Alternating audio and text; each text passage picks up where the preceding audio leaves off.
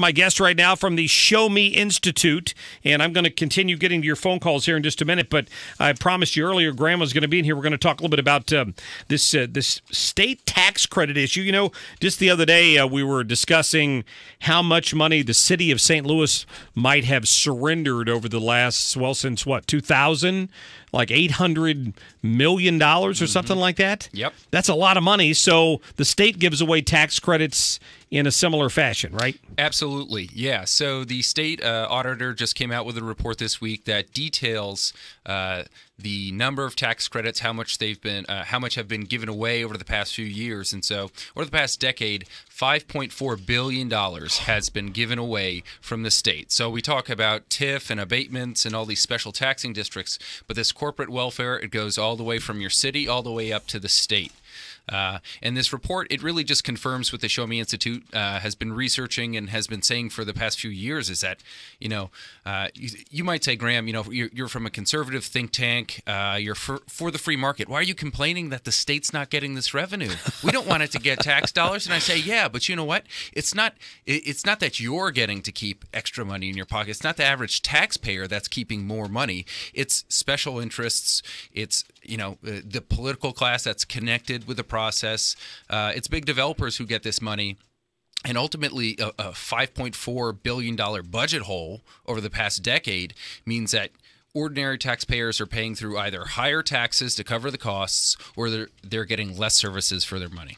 So to bring a certain development in or whatever the case may be, the state says, here's what we'll do. We'll give you X amount of these tax credits that you can use against your tax liability over the next 20 years? Absolutely. That's how it works, right? Yeah, absolutely. So a tax credit's just like a coupon, but for your taxes. Right. So at the end of the year, your taxes are due, and if you have one of these credits that state agency awards for, whatever purpose, they range from, redeveloping parts of town to if you want to buy certain, agriculture equipment, you just apply this credit, this coupon to your tax bill, and it knocks down your bill, which is great, right?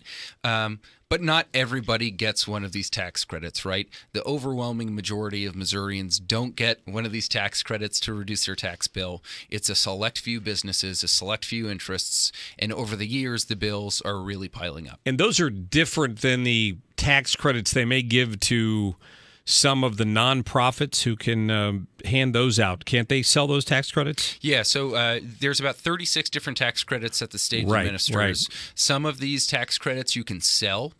So if one project gets a tax credit and wants to sell it for a little bit less than the value to whoever else can redeem it or wants to buy it, they can. But one of the big issues that these tax credits create is that you can redeem them over decades.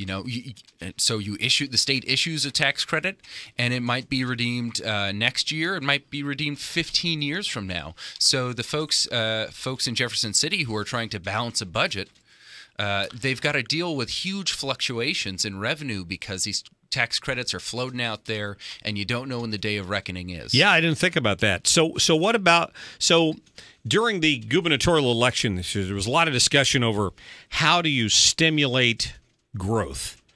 And let's face it, Missouri's growth's been rather stagnant the last 10 or 15 years, maybe not that long, but I'm thinking that's a general ballpark.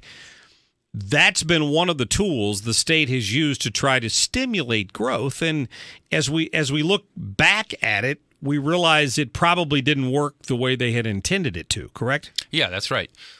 So these credits and other corporate welfare measures, right? Whether it's TIF, whether it's a special taxing district, whether it's a tax credit, you get projects that are preferred by political and bureaucratic organizations, right? You don't necessarily get the program that's going to have the biggest economic impact. And what was so important about this audit is that it showed that the overwhelming majority of tax credits have a negative impact on the state's economy. So the state is not getting nearly as much as it was promised. In fact, it showed that the Department of Economic Development, which administers most of these tax credits, has been overestimating the impact that they'd have on the economy for decades. They have these. Oftentimes, you come up with a proposal. It's a great project. It's going to, spur development, whatever, right? You assume you make the rosiest assumptions to paint the best picture you can. You get the tax credit. There's no accountability. You got your tax credit. So you're not paying your taxes, and if you don't follow through on your promises, so what? Sorry, taxpayers. Meanwhile, ordinary Missourians, listeners, still have to pay their full tax bill. They're not getting any sort of preferential treatment, and so if these programs really worked, we should be lowering taxes for everybody, not just a select few businesses. Yeah, we'd be having to give tax. We'd be flush with tax money if it worked, but it hasn't worked exactly the way they've thought. So. I've long been opposed to the idea that, if something's financially feasible and somebody's going to put the money behind it, they ought to fund it instead of having the state have to give these incentives. But then you face the same thing that Chesterfield might face versus one of its bordering cities. You get into a war. Well, if Illinois is going to give that to me and you're not, I'm going to go to Illinois. It's a sort of a dominoes game, isn't it? Yeah, it's a race to the bottom. And ultimately, when you give more and more and more money away, you throw the kitchen sink at everybody. The state has lost far more revenue than it really had to. Taxpayers have handed over way more than they've had to. And the return you get, therefore, is not what you originally were looking for. And so the winners in this game are a select few group of businesses, and the losers are ordinary taxpayers who have to either pay more or get less from the state. You have lost billions and billions, as Donald Trump might say. Yeah. So, ultimately, the market knows best. The market knows, consumers know what investments should be made and whether they're viable or not. And when we get politics and the government involved, often we're making worse decisions than we otherwise would have, and the economy is going to slow down because of that. Is this up on Show Me Institute, this report? Can people go there and read more about it? Yep, you can read about the report and our research in tax credits in general at showmeinstitute.org. Outstanding. Graham, thank you. Thank you much, Mark. Appreciate you coming in. Have a great weekend. I'm going to do my best. Good stuff. Hey, all right. Thank you for that information. By the way, I'm going to get to more of this when I come back, but I've gotten more information now that just came across on this Loretta Lynch investigation. Pretty fascinating stuff. Plus, I'm going to update you on this payoff. That's what I'm going to call it in the Mike Brown case, where his family's walking away with $1.5 million